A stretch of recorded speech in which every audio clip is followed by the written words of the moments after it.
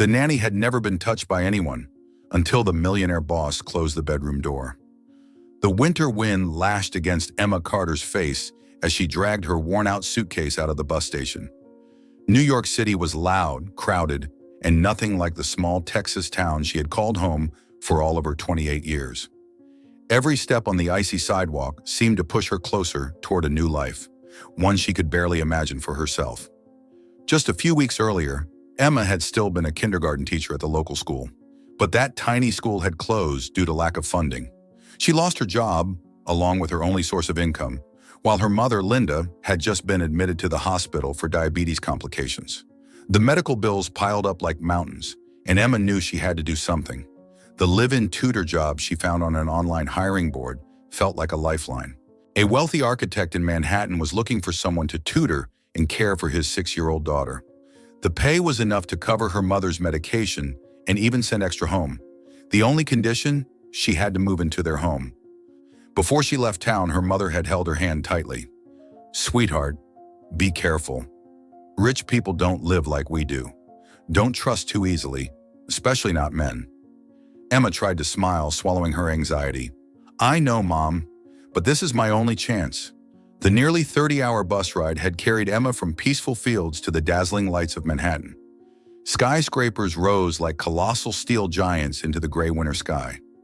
Yellow cabs sped through intersections, horns blaring, blending into the quick footsteps of thousands of strangers. Emma felt like a grain of sand in a vast ocean. The address written in her small notebook led her to a modern glass tower on Park Avenue. The lobby was so luxurious that her old scuffed boots felt completely out of place. An older woman with a slender frame, silver hair neatly pinned, and a crisp black and white uniform approached her. "Miss Carter?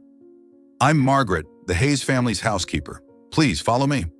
The elevator carried them up to the 42nd floor, where a massive walnut door opened to reveal a space that nearly stole Emma's breath. The living room stretched wide, floor-to-ceiling windows offering a panoramic view of the city. Abstract paintings hung on ivory walls, and a cream-colored sofa sat perfectly arranged as if from the pages of an interior design magazine.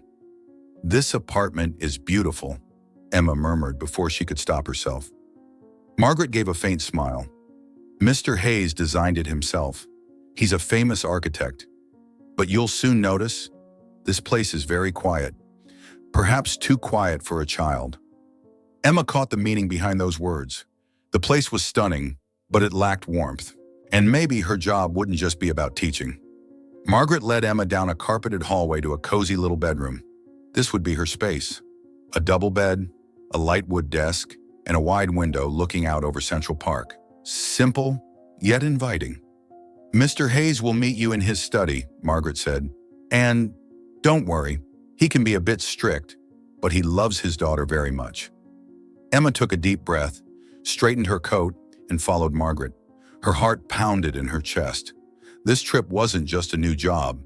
It might be the start of a journey that would change her life forever. Margaret knocked softly on the walnut door. "Mr. Hayes, Miss Carter has arrived."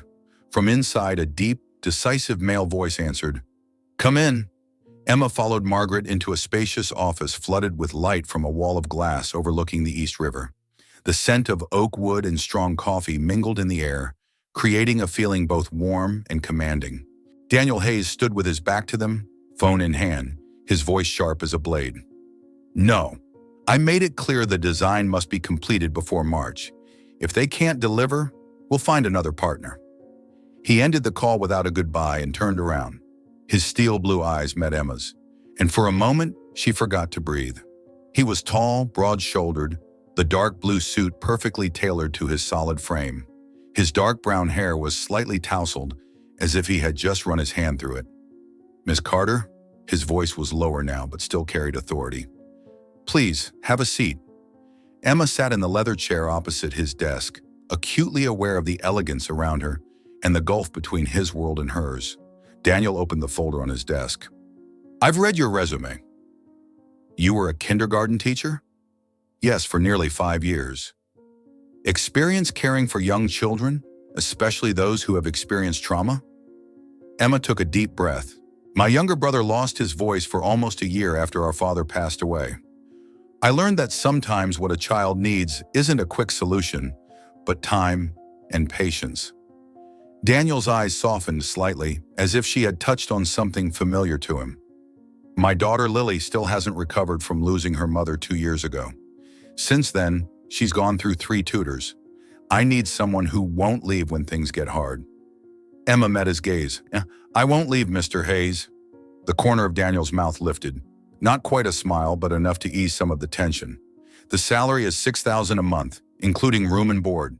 Weekends off unless there's an emergency. Do you agree? Emma's heart pounded. That amount was more than she had ever earned. I agree. Daniel rose, extending his hand. Welcome to the Hayes family, Miss Carter. His hand was warm and firm, holding hers a moment longer than necessary. A faint jolt of electricity traveled up her arm, and she had to focus not to pull away too quickly.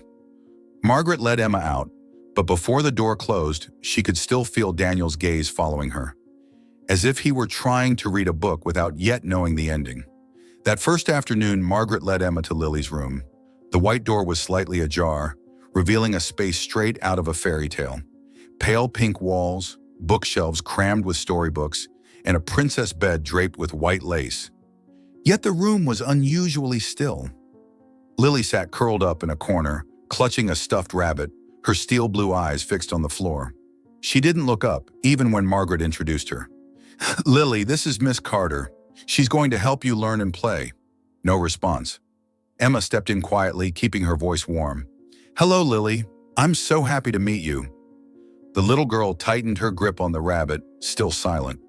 Emma remembered Daniel's words. 3 tutors had already left. She understood that this silence wasn't indifference. It was armor around a wounded heart. That's all right, Emma smiled softly. I'll be here when you feel like talking. That night around 2 a.m., Emma woke to the sound of muffled sobs. The sound was small but relentless, echoing down the hallway. She pulled on a cardigan, bare feet on the cold wooden floor, and followed the crying to the princess room.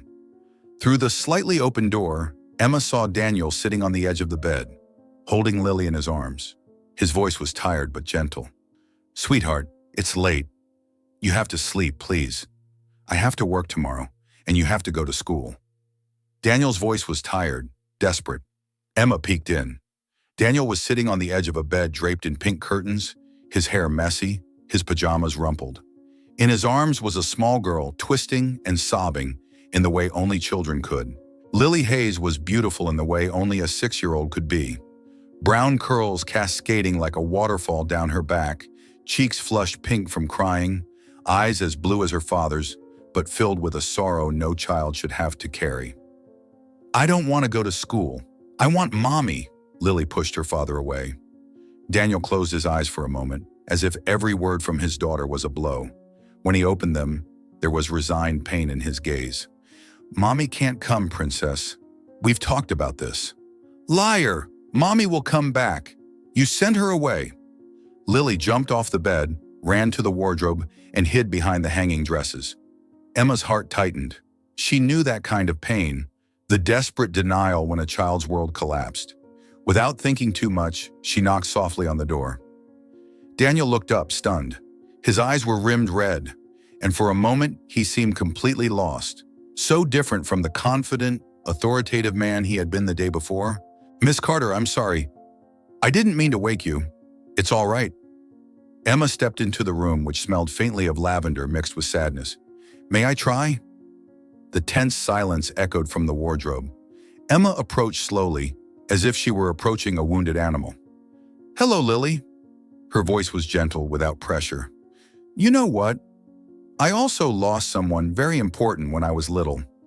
The sobbing stopped, but Lily still didn't come out. My grandmother died when I was 7, Emma continued, sitting down on the floor in front of the wardrobe. She took care of me when my mom was at work. When she passed, I also thought it was my fault, that if I had been better, maybe she would have stayed. A tear-streaked face peeked out from between the dresses. She left because you were bad. No, sweetheart.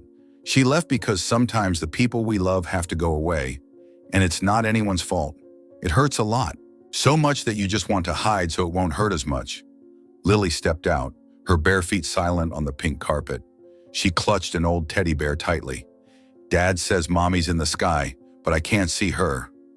Emma held out her hand, and after a moment of hesitation, Lily came closer. She was so small, so fragile, that a wave of protectiveness surged through Emma. "Sometimes the people we love stay here," Emma said softly, touching Lily's chest, where her heart beat. "Even if we can't see them with our eyes. Mommy's in my heart." Lily touched the spot where Emma's hand had just been. "What do you think? Do you think you can feel Mommy there?" Lily closed her eyes, concentrating. After a moment, she nodded slowly. "Yes, Mommy's there, but it still hurts. It will hurt for a while, and it's okay to hurt. It means you love her very much." Emma hugged her gently, "But you don't have to carry that hurt alone." Daniel stood in the doorway unmoving. His expression had changed, no longer lost or desperate, but something deeper that made Emma's stomach tighten in a way unrelated to the situation. "Will you stay with me?" Lily whispered. "I'll stay with you as long as you need. Can you stay until I fall asleep? I'm scared of sad dreams." Emma looked at Daniel over the top of Lily's head. He gave a slight nod, still standing in the doorway. "Of course. How about we tell a story?" Lily climbed onto the bed, hugging her teddy bear. Emma sat beside her, acutely aware that Daniel was still there, watching them. His presence was a constant distraction, a source of warmth she could feel even without looking at him. "Do you know the story of the little girl who collected stars?" Emma began to improvise. "No," Lily curled against her. "Once upon a time, there was a little girl who lived in a very big house, but felt very lonely." Emma told the fable of a girl who learned that the brightest stars were the memories of the people she had loved. Emma felt Lily gradually relax. The little girl's blue eyes grew heavy, her breathing even. When she was sound asleep, Emma stayed for a few more minutes to be sure. Only then did she dare to look toward the door. Daniel was still leaning against the frame, but his expression had shifted again. He looked at her with an intensity that made Emma feel as if she were under a microscope, every detail observed and recorded. She stood quietly, pulled the blanket over Lily, and stepped out. Daniel moved aside to let her pass, but the space was too narrow. Emma had to walk close enough to catch the scent of his cologne mixed with something uniquely him, his own scent. "Thank you," he murmured as they stepped into the hallway. His voice was hoarse, different. Emma looked up and realized he was closer than she thought. She noticed the fine lines around his eyes, the faint stubble along his jaw, and the way his gaze lingered on her lips. "It's nothing," she said, though she could hear the strangeness in her own voice. "No, it's not nothing." Daniel took a step closer. Emma's back touched the wall. "For the past 6 months, no one's been able to get her to sleep without hours of crying." Emma's heart pounded so hard she was sure he could hear it. Daniel was so close that it would only take the slightest lean. "Mr. Hayes," she began, but her voice faded when he lifted his hand as if to touch her cheek. They stood like that for what felt like an eternity. He leaning toward her, she holding her breath. The air between them charged with something neither could name. Emma felt her pulse in her ears, torn between stepping forward or pulling away. Then, as if waking from a trance, Daniel stepped back abruptly. His expression closed off, returning to the professional mask from their interview. "I'm sorry. Tonight has been difficult. Thank you for helping Lily." His voice was distant, formal again, though his eyes lingered on hers for a fraction longer than necessary. "It won't happen again." "It's all right, sir. I'm here for that reason." Daniel gave a slight nod and walked toward his room without looking back.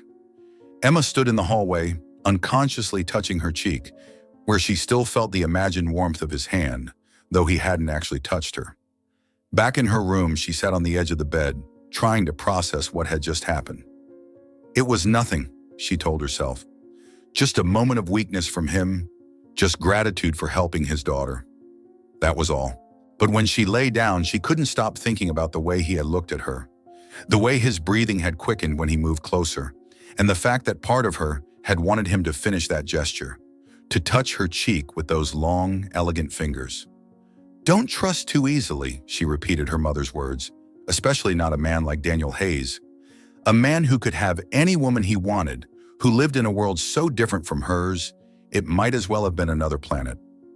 Even so, when she drifted off to sleep, she dreamed of blue eyes and hands that had almost touched her face, and woke with a longing she hadn't felt in a very long time. The next morning, when Emma came down to the kitchen, the smell of pancakes filled the air. Margaret stood at the stove, flipping golden rounds. "Has Lily woken up yet?" Emma asked. "Probably in a bit. Usually she's slow to come down for breakfast. But today was different." Small footsteps echoed on the stairs, and Lily appeared with slightly messy hair, clutching her stuffed rabbit. When she saw Emma, she paused, then gave a faint smile. "Good morning, Miss Emma." Emma was a little surprised, but quickly replied, "Good morning, Lily. How about I make you some pancakes?" Lily nodded. Breakfast passed in a calm, pleasant quiet, none of the whining or protests Margaret had warned about. Daniel appeared later, in a gray suit, hair neatly combed. He hesitated for a moment upon seeing his daughter eating so peacefully. "Good morning, Daddy." Daniel froze halfway through pouring his coffee. Clearly, he hadn't expected such a casual greeting. He turned slowly, and Emma saw both surprise and hope in his eyes. "Good morning, Princess. How did you sleep?" "Good. Emma told me the story about the little girl who collected stars." Daniel's gaze met Emma's over the top of Lily's head. In it was a silent question, as if he couldn't understand why his daughter seemed so at ease. "Sounds nice," he said at last. He bent down to kiss his daughter's forehead. For a moment, his hand rested on Emma's shoulder. It was warm, steady, and Emma felt that same current from the night before. When he stepped away, the spot he had touched suddenly felt cold. "Miss Carter." Daniel's tone shifted back to business. "The driver will take you and Lily to school. I'll be at the office until tonight." He left, carrying the scent of his cologne and an air heavy with unspoken things. "Dad always leaves when I talk about Mommy," Lily sighed. "Sometimes when something hurts too much, people choose to run away instead of facing it." Emma squeezed her hand. "But that doesn't mean your dad doesn't love you." "You really think Dad loves me?" "I'm sure of it." The afternoon passed quietly. Emma picked Lily up from school, helped her with math, then played in the garden until sunset. Without the weight of worry, Lily was a different child. Bright, curious, her laughter pure as crystal, filling the empty spaces of the house. They were playing hide-and-seek among the rose bushes when Lily froze, eyes fixed on something behind Emma. "Dad," she whispered. Emma turned. Daniel stood on the veranda, still in his work clothes but with his tie undone, shirt sleeves rolled up. He watched them with an unreadable expression, as if seeing his daughter play for the first time. "Hello, Princess." He stepped down the stairs. Lily ran to him, and to Emma's surprise, Daniel lifted her up and spun her around.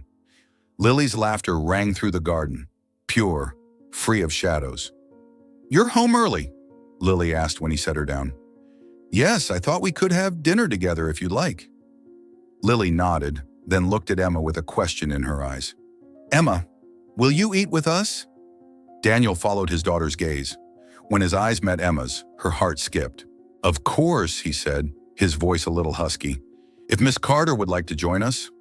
"I'd be happy to," Emma replied, though part of her knew that spending more time near Daniel was dangerous for her peace of mind. Dinner was a revelation. Lily chattered excitedly about art class and new friends. Daniel listened intently, so much so that even he seemed surprised, as if he had forgotten how to have conversations with his daughter. "Mrs. Margaret says I'm good at drawing flowers," Lily boasted, showing her picture. "It's beautiful, Princess." Daniel studied it seriously. "Are these the roses from the garden?" "Yes, but I also drew sunflowers because Emma said sunflowers always turn toward the sun, like we should look toward good things." Daniel looked up at Emma, a silent question in his eyes. She shrugged as if to say, "Just small talk," but she knew he understood the deeper meaning. After dinner, when Margaret was tidying the kitchen, Daniel made a suggestion that surprised everyone. "Shall we take a walk in the garden? It's a beautiful night." The back garden was even lovelier under the moonlight. A stone path bordered with flowers led to a small fountain, and beyond it, an area clearly designed for Lily. Swings, a slide, and a tiny wooden playhouse like something out of a fairy tale. Lily ran to the swings and Daniel pushed her gently, her laughter ringing out. Emma walked slowly behind, watching father and daughter with a bittersweet mixture of joy and ache. It was beautiful to see Lily happy, and painful to think of the time lost. "Higher, Dad, higher!" Lily stretched her legs toward the stars. "Aren't you scared?" Daniel laughed in a way Emma had never heard before. Lighter, younger. "No, because you're holding me." The simple words hit him visibly. Daniel stopped pushing. "Why did you stop?" Lily turned around. Because I love you so much, Princess. And sometimes I forget to say it." Lily jumped off the swing and hugged his legs. "I love you too, even when you're sad." Daniel knelt down and held her close. Emma had to look away. It felt like witnessing something too private, too raw. "Can we do this more often, Dad? Play together?" "Yes, Princess. We'll do this more often." "And can Emma stay with us forever?" Emma's heart skipped. An innocent question, but full of complicated implications. She looked at Daniel, expecting him to deflect, but he met her gaze, as if his daughter's words had spoken what he was thinking. "That depends on Emma," he said evenly. "Do you want to stay forever, Emma?" Lily took her hand, an impossible question. How could she explain to a 6-year-old that forever was a promise adults rarely kept? How could she admit that the idea of staying forever in this house, with this family, was both tempting and terrifying? "I'll be here as long as you both need me," she said finally. The most honest truth she could give. Lily smiled in contentment. "I'm going to play in the house. You both come join me, okay?" "Go ahead, Princess," Daniel said. "We'll be right there." Lily ran to the playhouse, leaving Emma alone with Daniel under the moonlight. The night air was cool, scented with jasmine near the fountain. "Thank you," he said at last. "For what?" "For giving me my daughter back. For reminding me how to be a father." Emma stepped toward the fountain, needing something to do with her hands.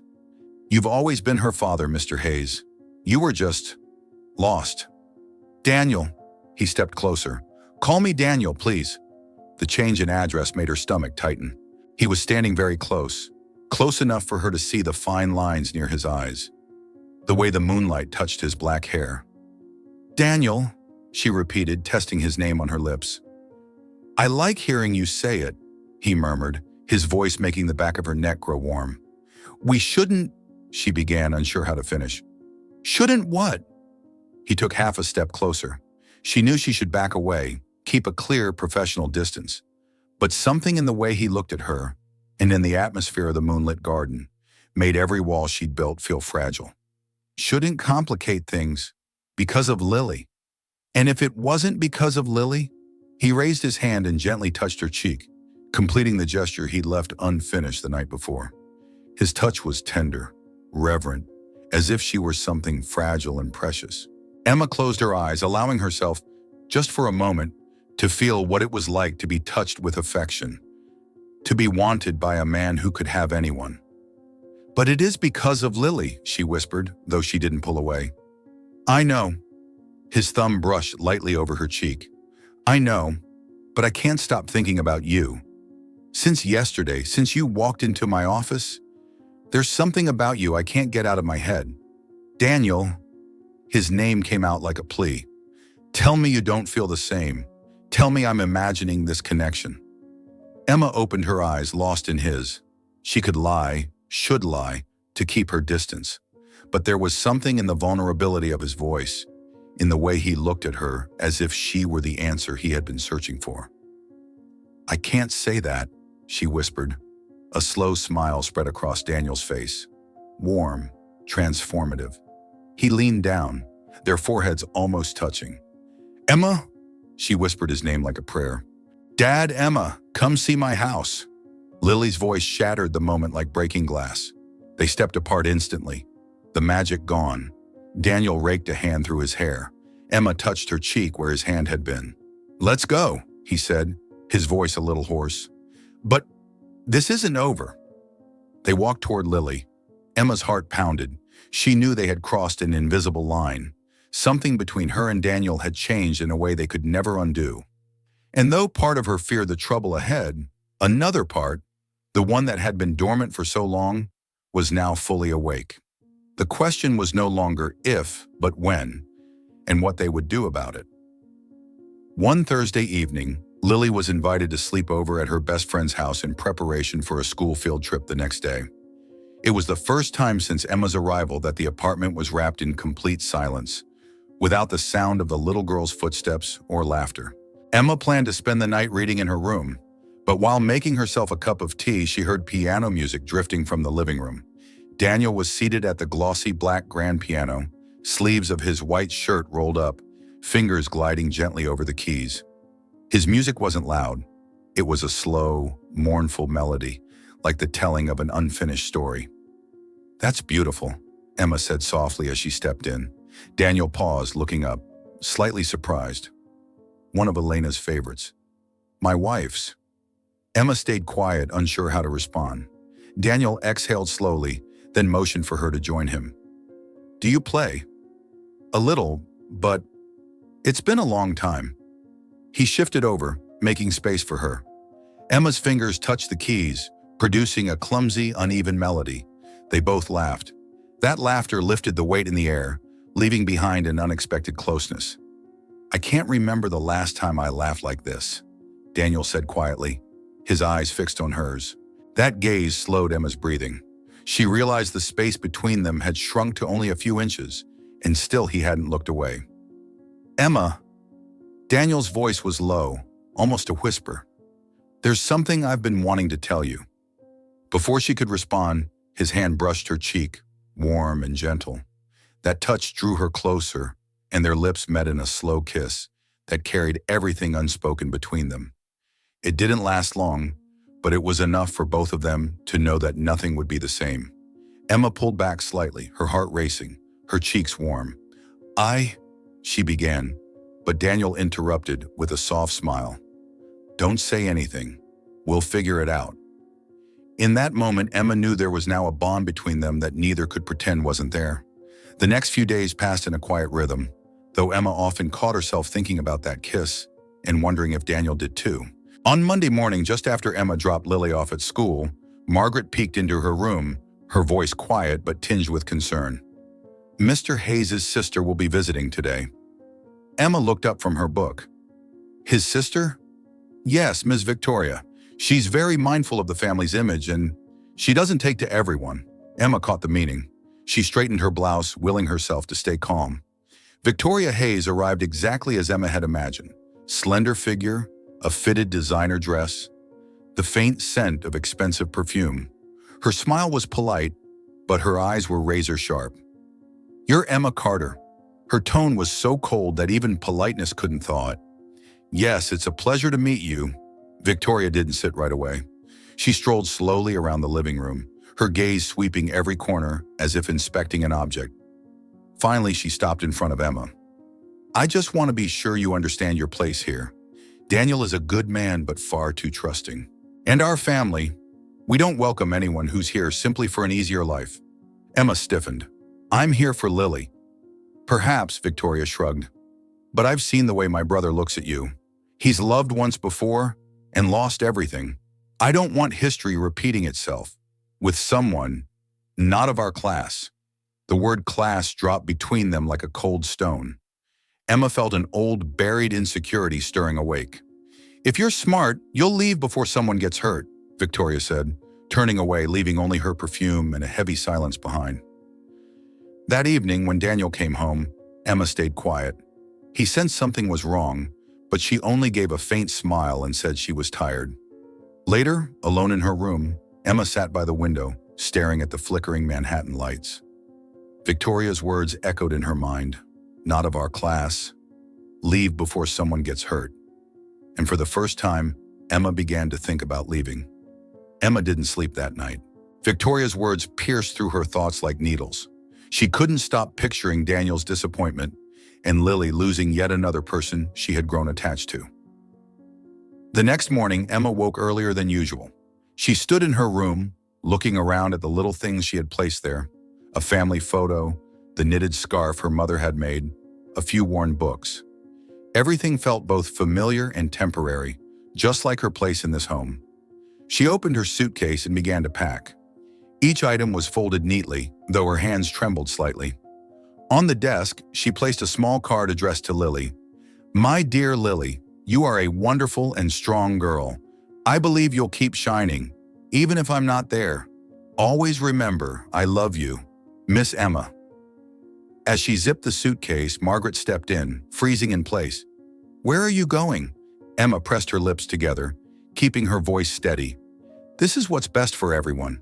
Margaret studied her for a long moment, then simply sighed without another word. That morning, Emma waited until Daniel had taken Lily to school before pulling her suitcase to the door.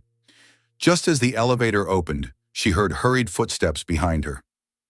"Emma!" She turned. Daniel was standing there breathless, his eyes a mix of surprise and anger. "What are you doing?" "I think this is the right thing." She avoided his gaze. "I don't belong in your world." "My world." His voice sharpened. "Do you think I care about that?" Emma bit her lip, feeling her chest tighten. "I don't want anyone to get hurt." Daniel stepped closer, his eyes unwavering. "I decide what hurts me. And you leaving? That's exactly what does." Emma stood frozen, suitcase still in her hand, her heart in turmoil. Daniel stepped closer, his hand gripping the handle of Emma's suitcase, stopping her from pushing it into the elevator. "If you step in there, everything between us ends right here, and I don't want that." Emma shook her head, her voice trembling. "Daniel, I don't want to ruin your life or Lily's." "Ruin it?" He gave a faint laugh, but pain glimmered in his eyes. "You're the best thing that's happened to us since Elena passed." Before Emma could answer, small footsteps echoed. Lily stood in the hallway, clutching her stuffed rabbit, her eyes wide and confused. "Miss Emma, where are you going?" Emma's throat tightened. Daniel knelt, whispering something to his daughter, then turned back to Emma. "I don't care what anyone else thinks. I only know that I love you, and I want you here, with me, with Lily." From his jacket pocket, Daniel pulled out a small blue velvet box. He opened it, revealing a simple yet elegant silver ring. "Emma Carter, will you marry me?" Emma felt tears spill over. She looked at Lily, whose eyes shone with hope. In that moment, all the fear, all the insecurities, all of Victoria's words dissolved. "Yes," she whispered, then broke into tears as Daniel pulled her into his arms. Lily wrapped her arms around them both, and in that embrace Emma knew she had found where she belonged.